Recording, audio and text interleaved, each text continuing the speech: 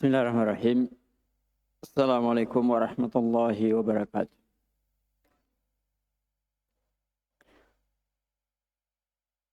Alhamdulillah nahmaduhu ta'ala wa nasta'inuhu wa nastaghfiruh. A'udzu billahi min syururi anfusina wa min sayyiati a'malina. Man yahdihillahu fala mudilla lah wa man yudlil fala hadiya lah. Asyhadu an la ilaha illallah wahdahu la syarika lah. Asyhadu anna nabiyyana Muhammadan sallallahu alaihi wa ala alihi wasallam. Alhamdulillah ikhwani fillah rahimakumullah. Kita lanjutkan ya pelajaran kita dalam kitab Fadlul Islam Syekhul Islam Muhammad bin Abdul Wahhab At-Tamimi rahmatullahi alaihi. Sekarang kita masuk pada bab yang ketiga. Qala rahimahullah babu tafsiril Islam. Bab tafsir Islam. Jadi setelah berlalu dua bab tentang fadlul Islam, keutamaan Islam, kemudian wujub ad-dukhul fil Islam, wajib masuk dalam Islam, istiqomah, dan itulah jalan keselamatan. Sekarang masuk pada tafsir Islam. Jadi kalau sebelumnya disebutkan kaidah-kaidah umum atau usul-usul umum, sekarang beliau ingin memberi pengertian kepada kita tentang tafsir Islam secara lebih mendetail. Dan beliau akan menyebutkan beberapa ayat atau beberapa hadis yang menafsirkan tentang Islam. Dan keistimewaan dari buku-buku Syekhul Islam adalah beliau memberikan bab, kemudian dalil. Ya, bab dan dalil. Seperti kitab Tauhid, bab, kemudian dalil. Sehingga orang bisa paham bahwa yang dimaksud atau yang diinginkan dengan bab itu ketika mengetahui dan membaca dalil-dalilnya. Nah, kemudian karena keterbatasan kita memahami hal tersebut, ya maka perlu kita membaca atau mempelajari penjelasan para ulama tentang dalil-dalil tersebut. Poin yang berikutnya yang penting ya, bahwa lafaz atau istilah-istilah dalam syariat itu tidak datang begitu saja. Dan ketika lafaz-lafaz itu datang, maka yang berhak untuk memberi penjelasan dari lafaz-lafaz itu juga adalah syariat itu sendiri, kitab dan sunnah. Ya, kitab dan sunnah. Karena itu banyak penyimpangan, khususnya orang-orang belakangan, karena mereka mendatangkan banyak istilah-istilah yang kadang-kadang jauh dari tuntunan atau maksud dari syariat. Ya, maka beliau di sini ketika sudah menjelaskan keutamaan Islam dan wajibnya masuk ke dalam Islam, maka apa Islam itu? Apa Islam itu? Maka beliau datangkan dalil yang menafsirkan Islam itu sendiri dengan Islam. Ya, Islam, ya kitab dan sunnah. Nah, seperti dalam hadis Jibril, nanti juga akan disebutkan ketika Jibril datang bertanya kepada Nabi tentang iman, Islam, dan ihsan. Kan dalam hadis itu dijelaskan apa itu Islam, apa itu iman, apa itu ihsan. Nah,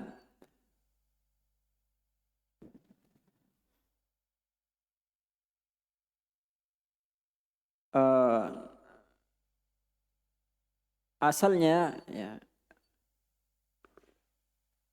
Islam itu atau Al-Quran dan hadis itu datang dalam bahasa Arab. Ya, datang dalam bahasa Arab.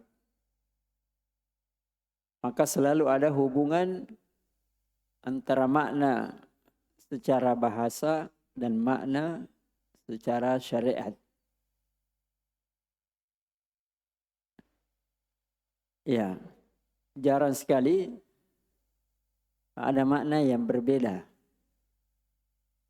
Cuma penafsiran secara bahasa itu tidak cukup. Ya, penafsiran secara bahasa itu tidak cukup.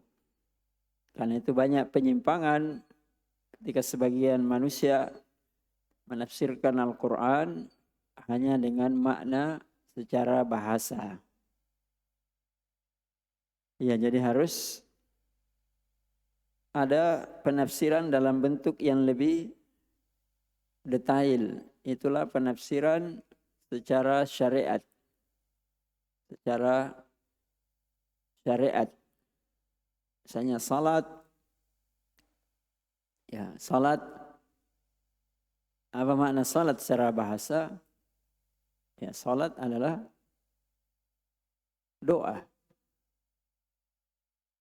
Ketika orang salat secara syariat, ya ada doanya. Tapi tidak cukup hanya sekedar doa saja. Ya, tapi ada juga ucapan yang lain, ada gerakan yang lain, kapan dimulai dan kapan diakhiri. Ya, makanya dikatakan salat adalah amalan atau ucapan yang dimulai dengan takbir, diakhiri dengan salam. Ya, itulah salat. Bukan sekedar ya berdoa saja. Nah, sekarang kita lihat Islam. Islam dari kata aslama yuslimu. Artinya masuk ke dalam dakhala fis silm. Masuk ke dalam Islam atau masuk ke dalam keselamatan. Ya, masuk ke dalam keselamatan. Karena itu orang muslim ketika dia masuk Islam atau orang kafir yang masuk ke dalam Islam, pasti dia mencari keselamatan. Ya, mencari keselamatan. Kapan seorang muslim berpegang teguh mengerjakan Islam secara zahir dan batin, perbuatan, maka dia akan selamat. Ya, maka dia akan selamat. Tetapi tidak semua orang yang mencari keselamatan dikatakan muslim, dikatakan Islam. Ya, tetapi yang diinginkan di sini adalah masuk ke dalam Islam yang khusus, yang nanti mempunyai sifat-sifat, rukun-rukun, syarat-syarat dan seterusnya. Ya, seperti harus salat, harus zakat, sebagaimana nanti datang penjelasannya. Ya. Nah, kita lihat dalilnya. Ya. Apa itu Islam secara syariat? Wa qaulillahi ta'ala fa in hajjuka faqul aslamtu wajhiya lillahi wa manittaba'an.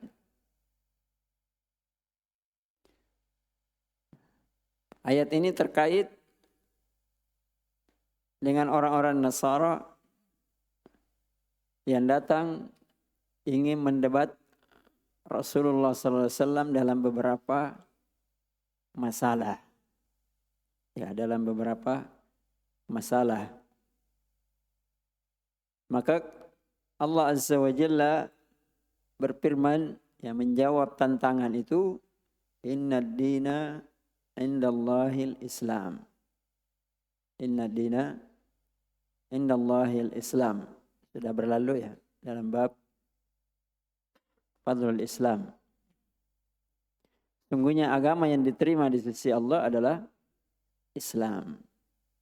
Fa in hajjuka faqul aslamtu wajhiya lillahi wa manittaba'an. Jadi kalau mereka mendebat kalian pada Islam ini yang Allah tidak ridho agama apapun selain daripada Islam, dia ingin mendebat kamu supaya kamu menerima.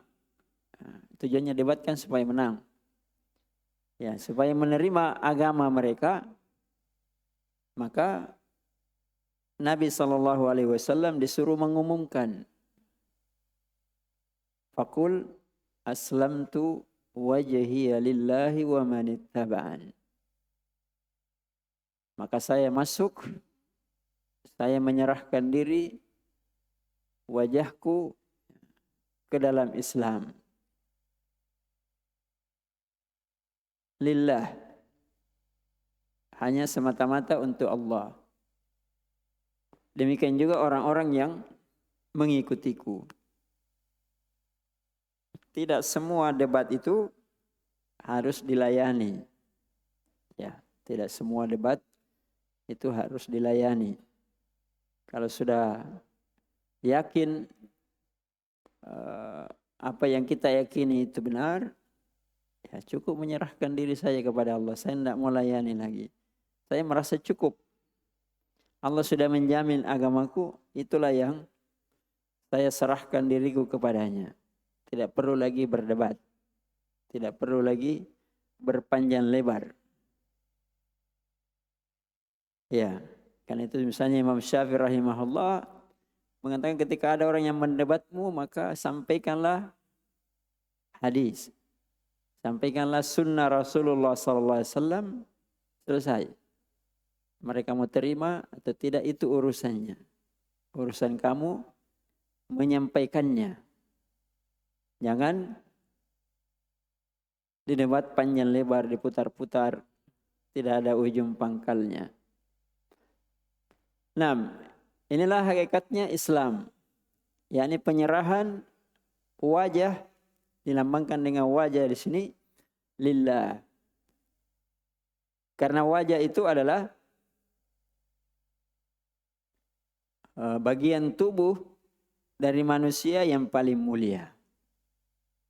Bagian tubuh dari manusia yang paling mulia. Ketika wajahnya sudah menyerah kepada Allah, maka semua bagian badannya yang lain ikut. Semua bagian tubuh yang lain itu ikut.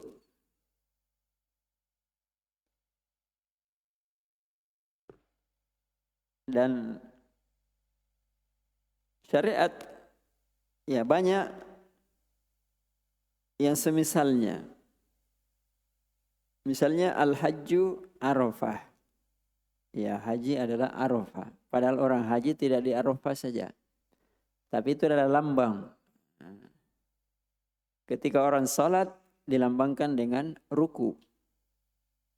Warka'u. Atau dilambangkan dengan sujud. Wasjudu ma'as sajidin. Tapi salat bukan ruku dan sujud saja. Ada gerakan-gerakan yang lain. Tapi disebutkan satu atau bagian tertentu yang mewakili yang lain. Di sini disebutkan muka. Ya, karena itu adalah lambang yang paling mulia. Jadi saya menyerahkan diri dengan mukaku dan semua yang saya miliki. hatiku, badanku yang lain, keinginanku lillahi subhanahu wa ta'ala. Karena itu kalau orang salat, dia harus menghadapkan mukanya ke Ka'bah. Baru dikatakan dia benar salatnya. Ya kan, rukun salat adalah syarat sahnya salat adalah menghadap Ka'bah.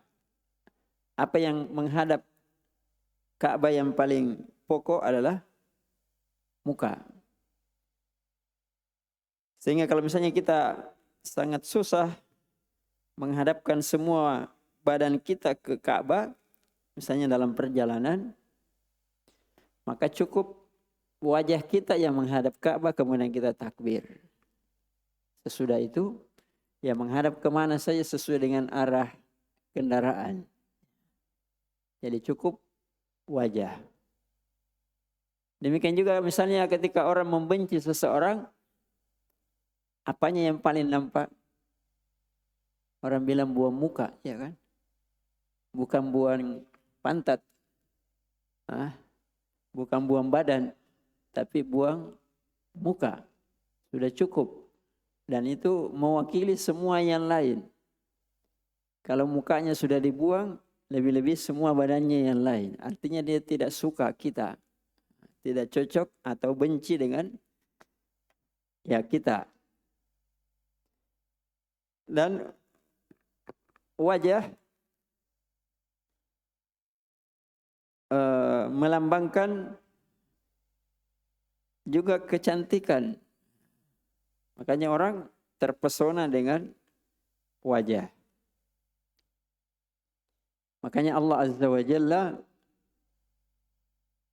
nanti di hari kemudian salah satu keistimewaannya Ahlus Sunnah karena nanti melihat wajahnya Allah. Ya, wajahnya Allah. Bukan melihat misalnya jari-jarinya Allah, padahal Allah punya jari-jari kan. Bukan melihat yang lain-lainnya. Tapi melihat wajahnya Allah. Saking indahnya wajahnya Allah, maka penduduk surga lupa indahnya surga. Lupa nikmatnya surga. Baik. Wa man ittaba'ani. Dan juga orang-orang yang mengikutiku. Ya, juga orang-orang yang mengikutiku.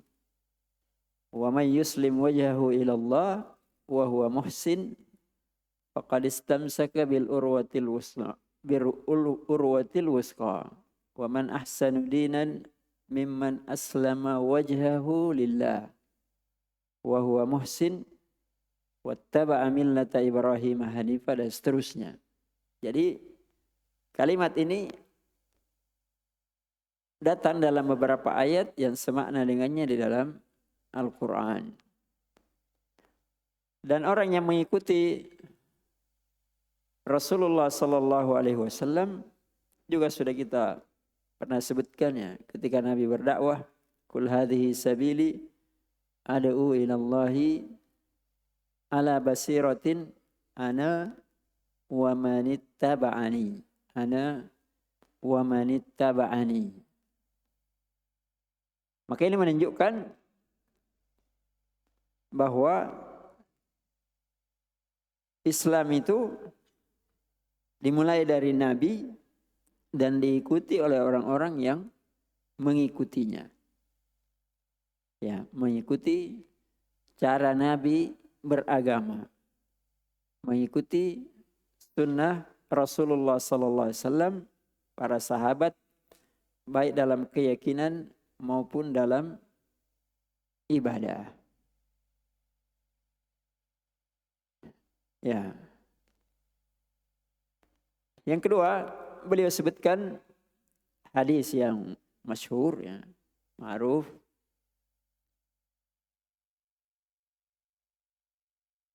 Berarti apa tadi makna yang pertama Islam? Tadi kan dikatakan tafsir Islam. Beliau menyebutkan ayat yang singkat. Apa tadi ayatnya? Inna dina indallahil Islam. Fa in hajjuka faqul aslamtu.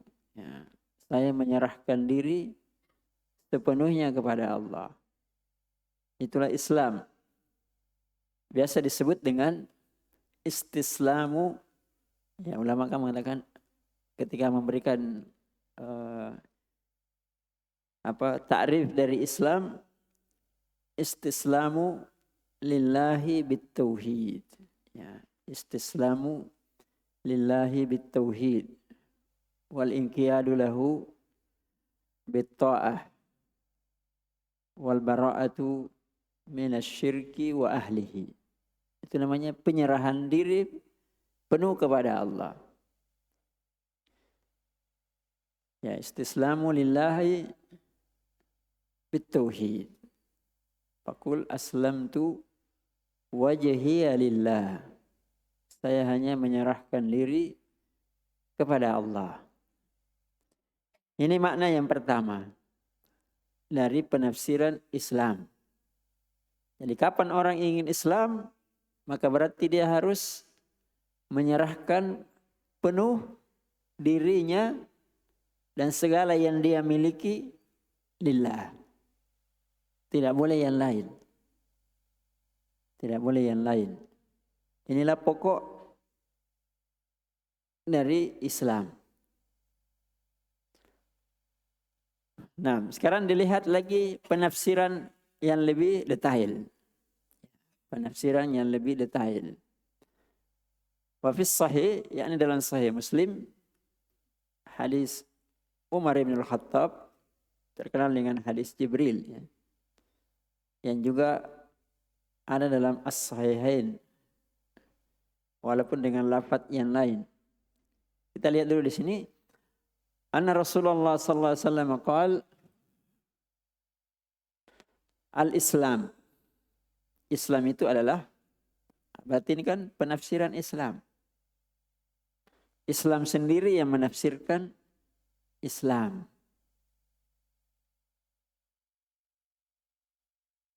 Karena itu banyak orang keliru tentang Islam karena melihat orang Islam.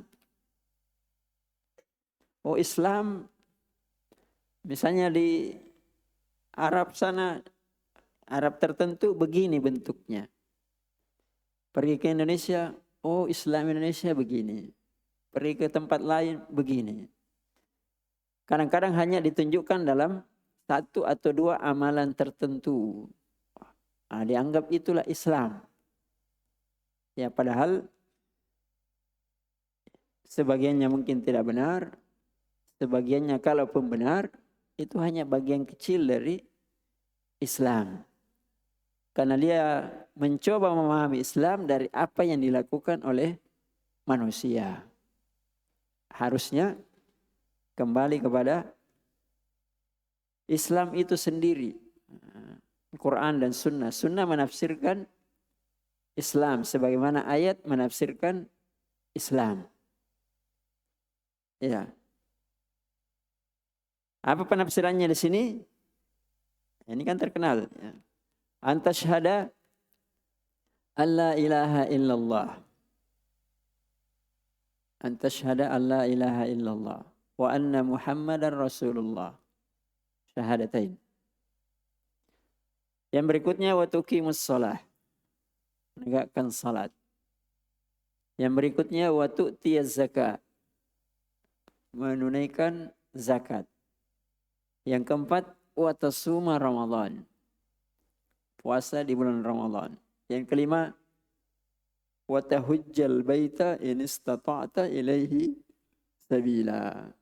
Haji bagi yang mampu. Makanya yang disebut apa?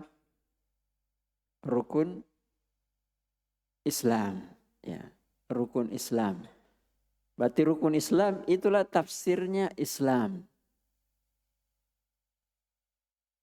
Ketika orang ingin Islam, maka dia harus menegakkan 5 rukun ini. Tidak bisa satu rukun ditinggalkan rukun yang lain. Jadi 5 rukun ini adalah satu kesatuan yang tidak bisa dipisahkan. Cuma kalau dilihat lebih detail, rukun ini ada bagian dari keyakinan dan ada bagian dari amalan. Ada keyakinan, ada amalan. Apa keyakinannya? Itulah rukun yang pertama. Syahadatain. Beriman kepada Allah kan beriman kepada yang gaib. Iman.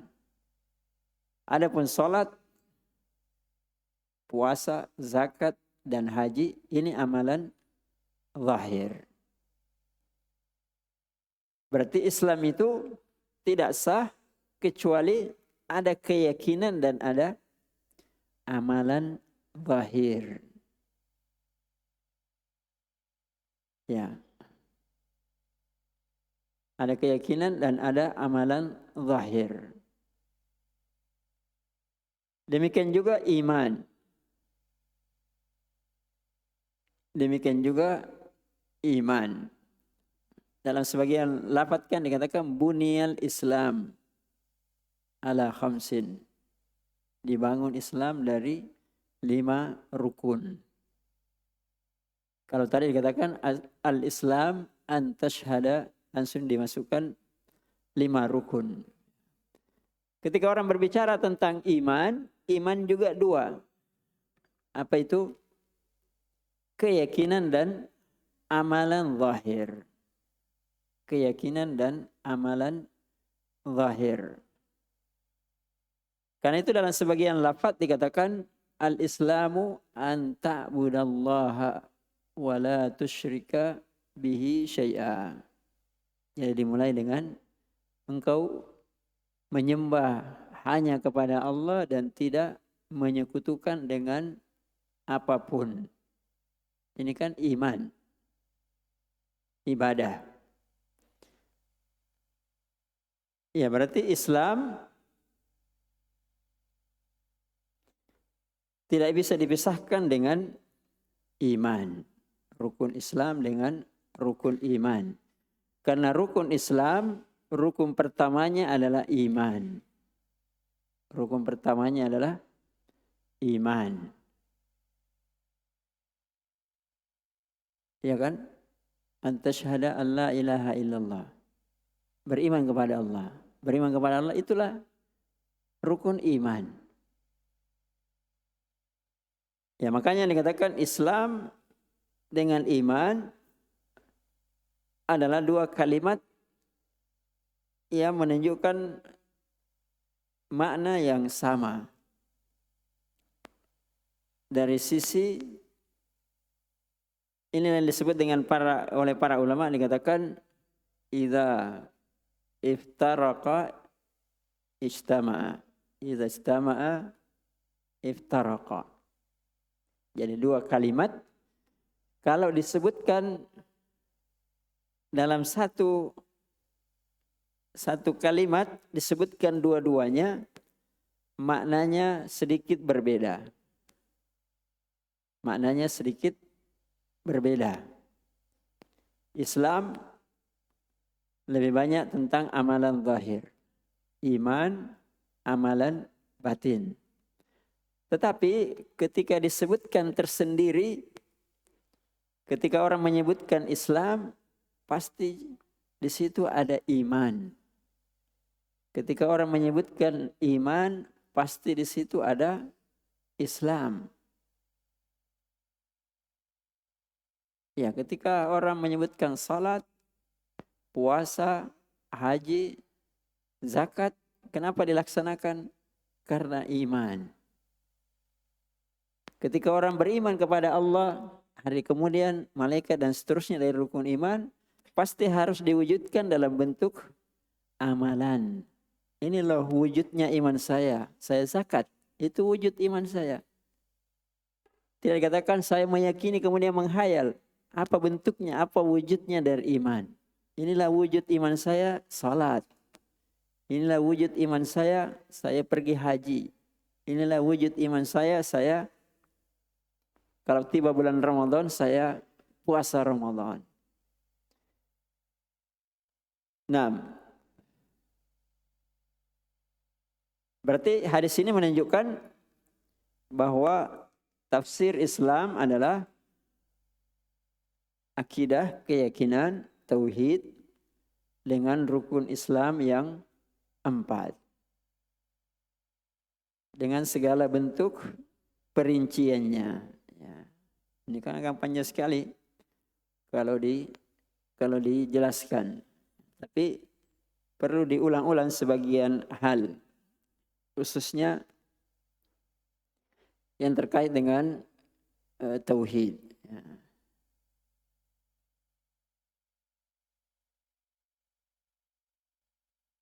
Yang pertama dikatakan antasyhada alla ilaha illallah wa anna Muhammadan Rasulullah.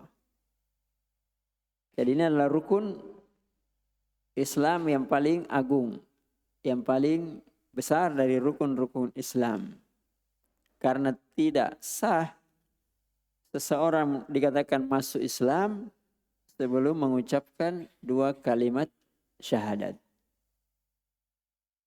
Walaupun dia kerjakan salat, walaupun dia ikut puasa, walaupun pergi haji, tapi tidak pernah mengumumkan dalam bentuk syahadatain di hadapan manusia, maka Islamnya tidak dianggap sah. Ya, karena Islam itu kan harus ada 3. Dia meyakini keyakinan itu, kemudian dia ucapkan, kemudian dia umumkan kepada manusia. Supaya ditahu oleh orang lain dia Muslim. Ya, dia Muslim. Kalau dia tidak umumkan, ya berarti tidak ditahu dia Muslim atau tidak. Nah, antasyhada an la ilaha illallah. La ilaha illallah. La ma'buda bihaqqin illallah. Berarti semua yang disembah selain daripada Allah, walaupun dia disembah, berarti disembah tanpa hak. Diulangi ya. Kan ini harus selalu diulang. La ilaha illallah, la ma'buda bihaqqin illallah. Tidak ada yang diibadahi yang benar, yang hak, yang sah. Illallah. Apa maknanya? Berarti semua yang disembah, walaupun itu betul disembah, maka dia disembah tanpa hak.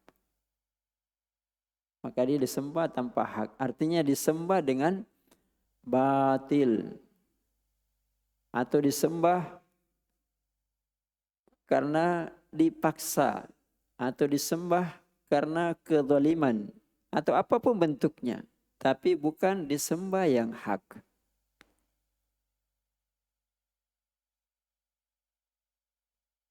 Ya mungkin walaupun tidak mirip sekali ya. Misalnya orang punya istri dan punya selingkuhan. Dia memperlakukan selingkuhannya kan sama dengan istrinya. Iya. Paham maksudnya? Tetapi apa yang dia lakukan itu yang halal, yang hak, yang benar hanya kepada istrinya yang sah. Tapi apa yang dia lakukan kepada selain istrinya yang sah, walaupun sama, bahkan mungkin lebih. Ya kan? Bahkan mungkin lebih berarti itu batil. Tidak sah, tidak benar. Ya sama orang yang menyembah selain daripada Allah. Kadang penyembahannya lebih daripada penyembahannya kepada Allah. Ketika datang di kuburan bawa sapi, bawa uang yang banyak, menangis-menangis. Tapi itu batil. Ketika dia datang kepada Allah, ya hanya telur, ayam kecil, 1.000 rupiah. Ya, tapi itulah penyembahan yang benar. Ya, dipahami ya? Jadi di sini bukan dinafikan bahwa tidak ada yang disembah di muka bumi ini kecuali Allah, bukan. Tapi yang dinafikan adalah yang benar. Paham? Beda ya. Jadi jangan mengatakan, oh tidak ada itu yang benar disembah selain daripada Allah. Jangan, itu kalimat yang kurang. Karena kenyataannya ada. Ada orang menyembah matahari, ada yang menyembah sapi. Bahkan ada yang menyembah lebih daripada itu. Artinya yang dinafikan adalah itu penyembahan yang tidak betul. Bukan tidak ada orang yang menyembah selain daripada Allah. Tapi yang dinafikan adalah itu penyembahan yang tidak betul. Berarti ketika orang meyakini, ketika tadi ayat aslamtu wajhiya lillah, faqul aslamtu wajhiya lillah, ini antashhada an la ilaha illallah, berarti orang yang masuk Islam itu setelah dia meyakini, kemudian mengucapkan, kemudian mengumumkan kepada orang lain, tidak diberi uzur seseorang untuk menyembunyikan agamanya. Kecuali orang yang terpaksa atau tidak ada orang di sekelilingnya. Ya. Maka ketika dia meyakini syahadat ini, berarti semua yang disembah selain daripada Allah, itu dia harus nyatakan bahwa itu penyembahan yang batil. Penyembahan yang batil. Nah, kenapa dibawakan di sini, diulang lagi masalah ini oleh Syekh rahimahullah? Supaya dipahami bahwa inilah Islam yang benar. Yang berdakwah kepada tauhid. Yang berdakwah kepada tauhid. Karena itu aneh ketika sebagian orang memusuhi dakwah tauhid. Padahal itu adalah syarat Islam yang benar. Itu adalah syarat Islam yang benar. Syarat pertamanya sebelum semua yang lainnya dikerja. Ya, kenapa bisa terjadi?